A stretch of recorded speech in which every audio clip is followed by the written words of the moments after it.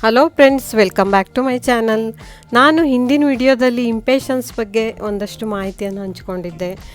ಈ ವಿಡಿಯೋದಲ್ಲಿ ಮಲೆನಾಡು ನನ್ನೂರು ಸಿರ್ಸಿಲಿ ಒಬ್ಬರ ಮನೆಯಲ್ಲಿ ತುಂಬ ಚೆನ್ನಾಗಿ ಇಂಪೇಷನ್ಸನ್ನು ತುಂಬ ಕಲರ್ಗಳಲ್ಲಿ ಮಾಡಿದರು.